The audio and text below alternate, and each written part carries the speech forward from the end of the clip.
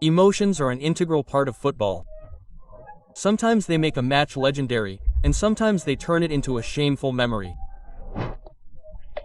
When nerves fail, players and coaches cease to be professionals, and then real filth begins on the field: hard shots, spitting, provocations, and indefensible actions.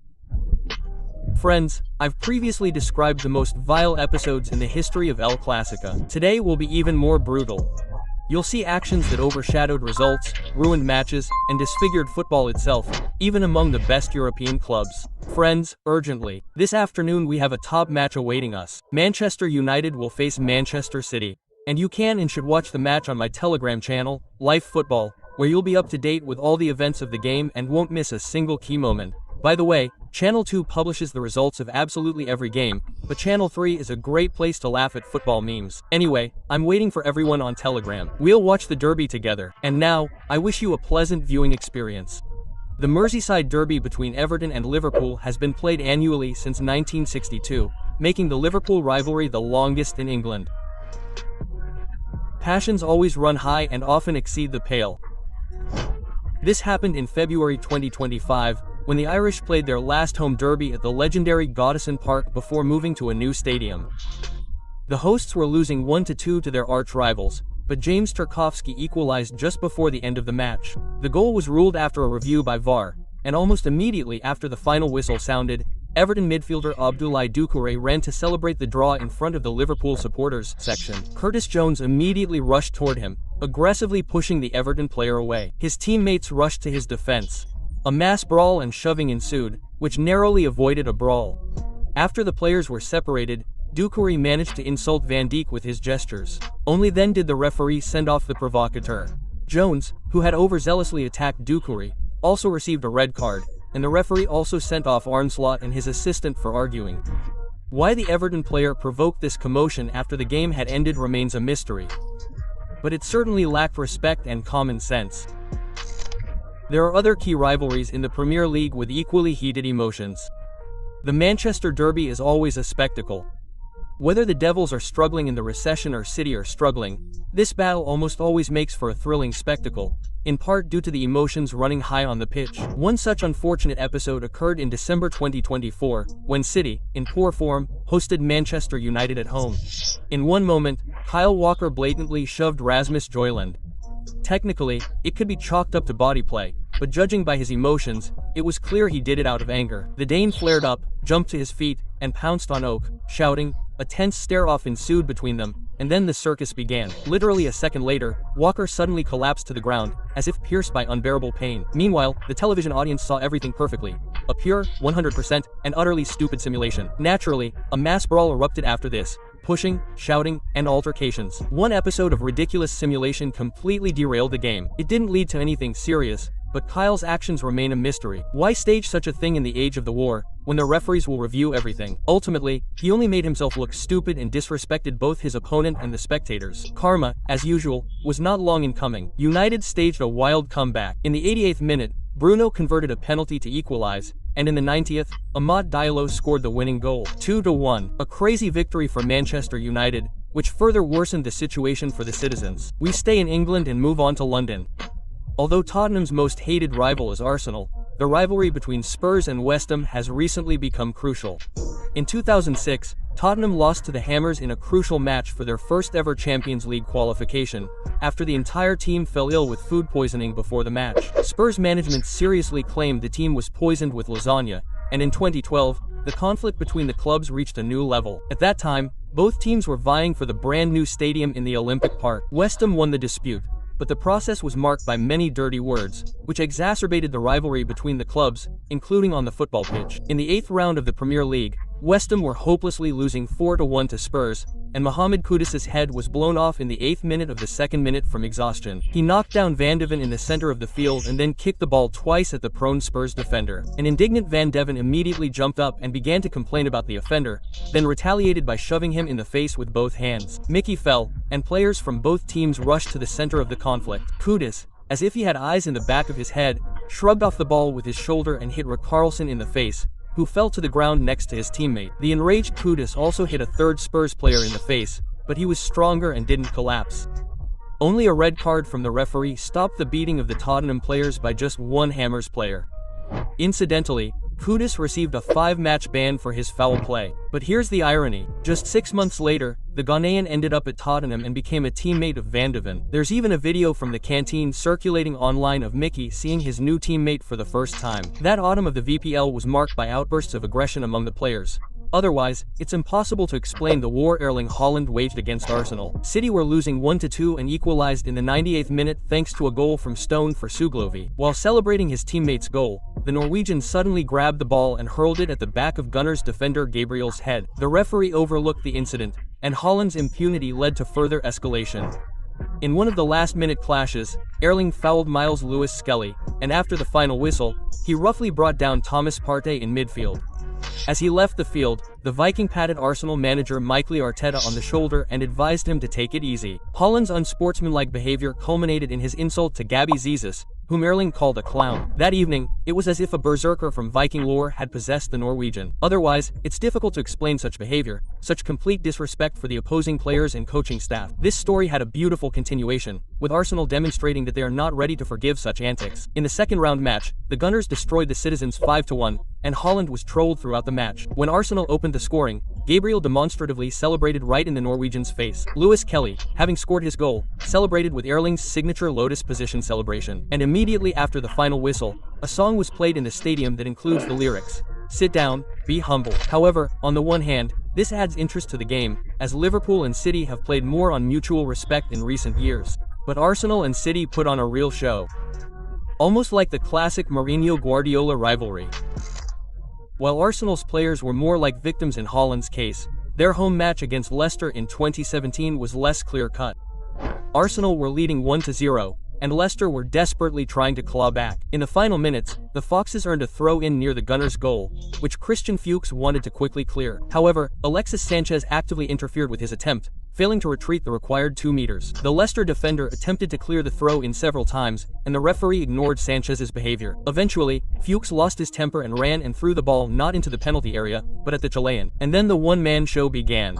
The ball hit Sanchez's shoulder. At first, he didn't even notice, but after thinking for 3 seconds, Pokaseni fell to the ground, clutching his face, meticulously replicating Rivaldo's 2002 World Cup dribble. Players from both teams rushed to the scene of the incident, but the referee managed to calm the tension. The referee's negligence, Fuchs's lack of restraint, and Alexis's artistry combined to create a foul, a mixture of brutality and malfeasance. The most interesting thing is that the referee ultimately only gave the Chilean a yellow card and awarded a free kick to Leicester, from which they nearly equalized.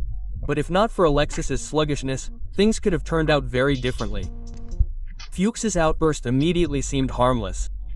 But Anthony's breakdown in the match against Brighton in May 1923 could have had dire consequences. With the score tied 0-0, the Brazilian attempted to dribble into the opponent's penalty area, but the ball was taken from him, leading to what Anthony believed was a foul. The Brazilian pleaded in vain for the referee, and then, his eyes wild, he kicked a Brighton player from behind with all his might, a particularly harsh foul, which drew the attention of the rest of the home team's players.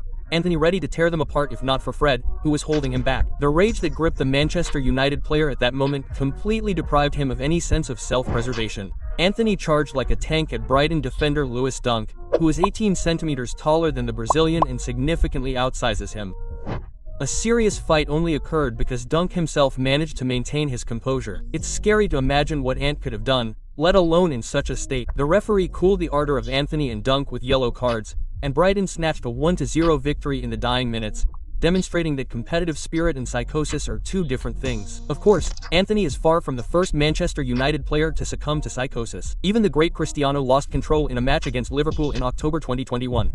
It's easy to understand the Portuguese's point. By the end of the first half, Manchester United were losing 3-0 to their arch-rivals at Old Trafford. Ronaldo and his teammates were having absolutely no luck. Then, in one of the moments near the Liverpool penalty area, Cristiano Ronaldo was unsuccessfully trying to steal the ball yet again and lost his temper. He first knocked down and then kicked Curtis Jones as hard as he could, supposedly trying to knock the ball out from under him.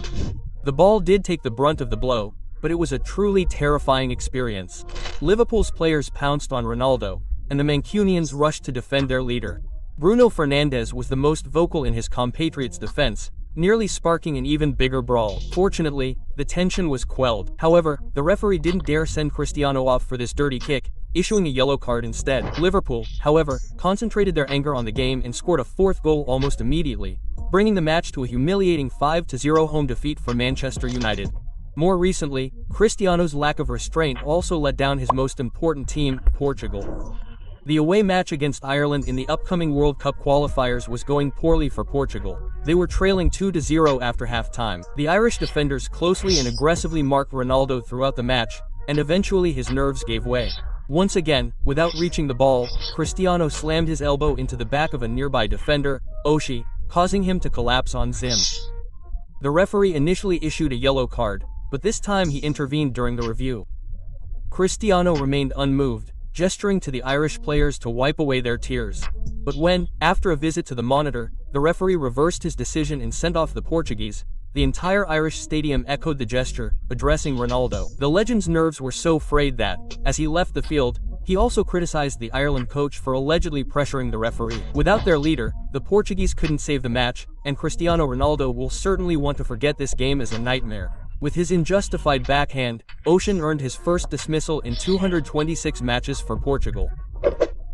And his new scored rating was the worst of his career.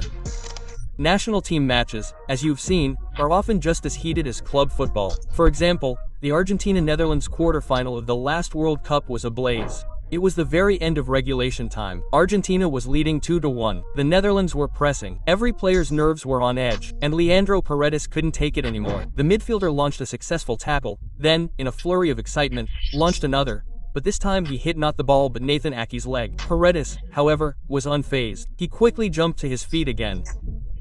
And with no one to tackle, he simply slammed the ball with all his might into the nearby Netherlands bench. It exploded immediately. Outraged Dutch players from the field and the bench rushed toward Paredes.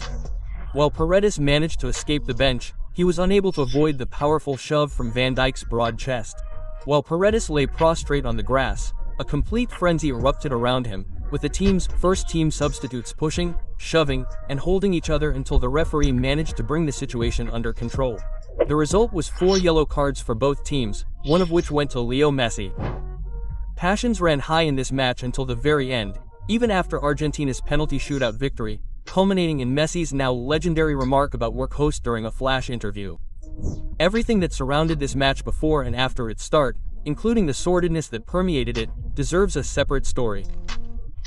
While even the World Cup, held every 4 years, is remembered for such clashes, the Champions League is annually rife with them in far greater numbers. Examples are not far to see. In the last Champions League round of 16, Atalanta sensationally lost to Brugge and were eliminated from the tournament without a chance, and in front of their home crowd, no less. Such humiliation weighed heavily on the Bergamasco team, and Rafa Toloi couldn't bear it. As the match was drawing to a close and Toloi attempted a quick throw-in, Maxime de Kuyper quickly blocked his path, preventing the Brazilian from quickly throwing the ball in, then turned and ran back to his own half. This little trick infuriated Toloi so much that he tried to throw the ball at de Kuyper, but it flew off his hand. The situation looked more comical than threatening, which only further enraged Toloi. He rushed after de Kuyper, unsuccessfully attempting to pick up the ball along the way and pushing the referee aside, only to run into the Belgian's back. Both players fell, and while de Kuyper clearly didn't want to fight, Toloi had to be calmed by his teammates. The referee had no choice but to send the Brazilian off the field before he finished off the poor de Kuyper. And in December 2021, in the final matchday of the group stage between Real Madrid and Inter, Nicola Barella lost his temper. Midway through the second half, he and Eder Militao clashed for the ball on the sidelines, resulting in Barella flying into an advertising board. It would seem like a routine incident in the game, and the Real Madrid defender certainly didn't mean it, but Barella has long been known for his violent temper. This time, sitting on the grass, after falling, he punched Militao in the leg. When the indignant Brazilian stood over him, Nicola deftly dodged between his legs and jumped to his feet, ready for a fight. A physical altercation was avoided thanks to other players, but that didn't help Barella avoid a red card for his stupid punch. 10 years earlier, another famous Italian midfielder, who resembled Barella in his uncompromising attitude on the field, completely overstepped his bounds. In the first leg of the round of 16 final against Tottenham, Gennaro Gattuso went on a breakaway. Milan were struggling, and although the score was tied, the Rossoneri mostly resorted to dirty tackles, which provoked the outrage of the Londoners' coaching staff. Shouts from the touchline ignited Gattuso's madness. At one point, he simply ran up to Tottenham assistant coach Joe Jordan and, after a brief verbal altercation, grabbed his opponent by the throat. Nowadays, this would have been an immediate dismissal, but at the time, Gattuso got off with a yellow card for this vile act, which only fueled his rage. After the match, which Milan, incidentally, lost narrowly, he rushed to continue the altercation with Jordan, throwing off his shirt. The Italian looked truly terrifying at the time, but all he managed was to headbutt Jordan before being pulled away by his teammates. After the match, Gattuso himself admitted he had completely lost control of himself, and Milan, to be on the safe side, did not include him in the return leg in London. But one of the most violent altercations in Champions League history was the brawl in the Inter match. The 2007 Champions League round of 16 return leg at Mestalla ended in a goalless draw, sending Valencia through. While the home team's players were celebrating, a brawl broke out between Inter defender Nicolas Bertis and Carlos Marchina. Other players joined in the violent melee. Just when it seemed the two had been separated, Valencia substitute David Navarra landed a vicious punch to Bertis's face from behind, breaking his nose. Bertis was stopped by his teammates as he struck, who immediately rushed to retaliate. The image of Navarra running while Nerazzurri players try to catch him has long since become a well-known football meme, but the context is far from funny. The kick and cowardly escape forever remain a black mark on Navarra's reputation, and the dying fight flared up again and spilled into the stands, where only security managed to stop the chaos. Friends, if you've watched the video up to this point, you probably liked it. So, I'd like to ask you to subscribe to the channel and be sure to click the bell. By doing so, you'll help promote the channel and be the first to receive notifications. And with that, I bid you farewell and recommend watching the videos that will appear on your screen in a few seconds.